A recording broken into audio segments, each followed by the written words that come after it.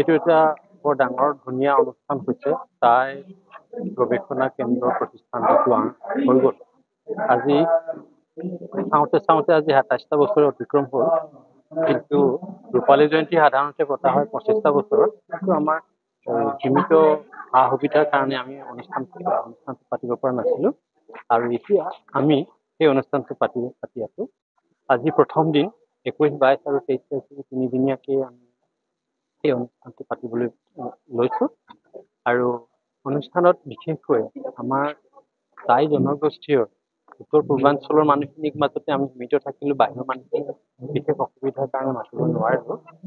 এই মানুহখিনিয়ে যোগদান কৰিব তৃতীয় দিনাখন দেওবাৰ আজি প্ৰথম দিনাখন আমি পতাকা উত্তোলনেৰে এই অনুষ্ঠানটো হ'ব উদ্বোধন কৰিলোঁ তাৰপিছত এতিয়া এটা আলোকপাত অনুষ্ঠান চলি আছে টাই ভাষাৰ চৰ্চা আৰু ইয়াৰ গুৰুত্ব এই বিষয়ত আৰু আমি এই অনুষ্ঠানটো প্ৰথম অৱস্থাত ভয় লাগিছিলে মোকে ইয়াৰ উদযাপন সমিতিৰ সভাপতি পাতি দিয়াৰ পাছত এই অনুষ্ঠানটো কেনেকৈ আৰম্ভ কৰিম আমাৰ ধন বলো সীমিত জন বলো সীমিত গতিকে তথাপিও আমাৰ সমূহ ৰাইজৰ প্ৰচেষ্টা আমাৰ উদযাপন সমিতিৰ সদস্যসকলৰ লগত আমি একেবাৰে লগ লাগি বিশেষকৈ আমাৰ ইয়াৰ সঞ্চালক বীৰেন ফুকন ডাঙৰীয়া আৰু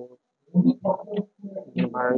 সম্পাদক ডাঙৰীয়া উদযাপন সমিতিৰ সম্পাদক ডাঙৰীয়াৰ লগত আমি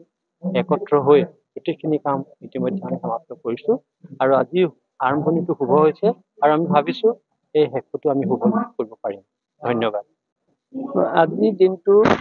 আমাৰ গোটেই প্ৰতিষ্ঠানটোৰ কাৰণে এটা সোণালী যুগ বুলি বিবেচিত হৈছে কাৰণ আজি আমি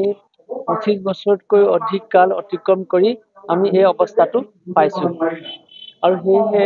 আমি এই ৰূপালী জয়ন্তী আয়োজন কৰিছোঁ আৰু এই ৰূপালী জয়ন্তীৰ মূল বৈশিষ্ট্যই হৈছে কি আমাৰ অসমত অৰুণাচলত আৰু আমাৰ মণিপুৰত যিসকল টাই লোক আছে যেনে মণিপুৰৰ টাইলাইসকল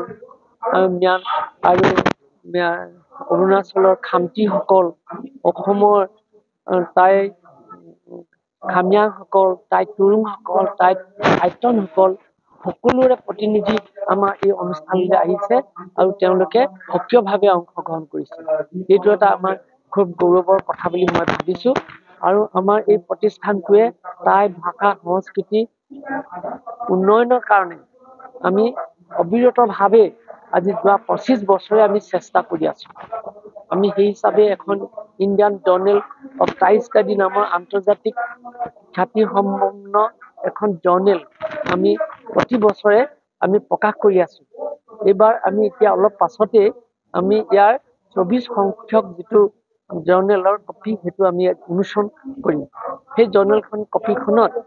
আজি পৃথিৱীৰ বিভিন্ন টাই গৱেষকসকলে তাত তেওঁলোকৰ প্ৰবন্ধ পাতি লিখি সেইখন বেছি চহকী কৰি পেলাইছে